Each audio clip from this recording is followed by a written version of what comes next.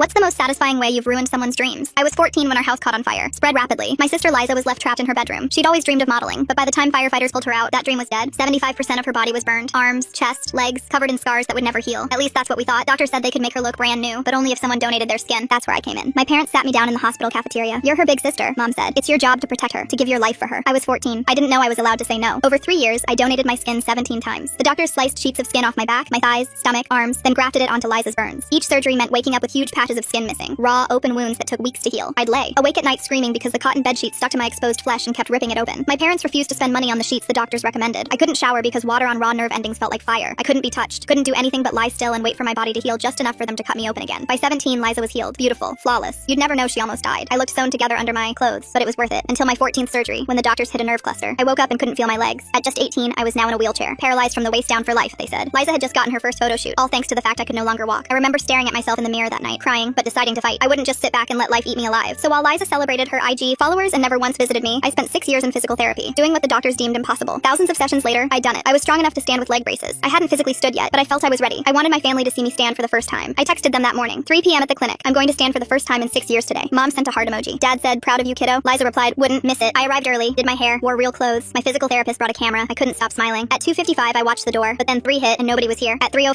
I texted, hey, I'm here, waiting for you guys. Nobody read it. At 3:10, I started calling Mom, voicemail, Dad, voicemail, Liza, nothing. By 3:15, I was spiraling. Something must have happened. They wouldn't just not show up. I called Dad one more time. He picked up. Hey, I was just about to call. You, Dad, I'm at the clinic. You'll never guess what happened. He cut me off. Your sister just got offered a photo shoot. A real one, for a magazine. I could hear champagne popping in the background. Mom squealing. Liza laughing. We're celebrating right now. My throat closed. Dad, I'm gonna stand up today. You said you'd be here. Silence. Oh crap, that's today? Okay, have someone record it and we'll watch tonight. Promise. He hung up. I didn't even stand up that day. Just wheeled. Out of the clinic crying. 4 days later, Mom called. First time they'd reached out since. Hey, Liza just signed a lease on her new apartment. We're helping her move Saturday. Can you come help? I swallowed dryly. She was asking me to come help move heavy boxes. Sure. I showed up at 9 a.m. that Saturday. Spent 6 hours wheeling stuff from the truck to the entrance. At one point, Liza walked past me carrying a lamp. She looked at the box in my lap. Can you grab the one with the towels next? It's the heavy one. The heavy one. At 4 p.m., we collapsed in the living room. Boxes everywhere. Liza glowing, talking about the photo shoot. Mom and Dad hanging on every word. Mom turned to me. Hey, do you think Liza should have white or pink nails for the shoot? Something cracked inside my chest. This was the only question anyone asked me. Nothing about my legs or my condition. I wheeled to the center of the room. White or pink nails? Mom smiled. Yeah, that's what you asked me. I yelled. Mom and Dad looked at me like two stunned Magikarps. That's when I looked over and saw it draped over the armchair. The designer outfit the brand had sent Liza for the shoot. Tag still on. Were thousands. I wheeled toward it. What are you doing? Mom's voice pitched up. I grabbed the outfit off the chair. Silk. Expensive. Stop. Liza lunged toward me. I threw it into the fireplace. The flames caught it instantly. Liza screamed and shoved her hand into the fire. The heat hit her. Immediately, she yanked her hand back, shrieking, my hand! My hand! She collapsed on the floor, cradling her fingers while the outfit kept burning. She looked up at the fireplace, watched the silk go black, couldn't do anything but sob as it turned to ash. 17 surgeries. My voice was calm. I did that for 3 years, but one little burn and you're on the floor. Nobody was listening. Mom running for ice. Dad panicking. I looked at Liza. You're wearing my body and you couldn't give me 10 minutes. I wheeled out and never looked back.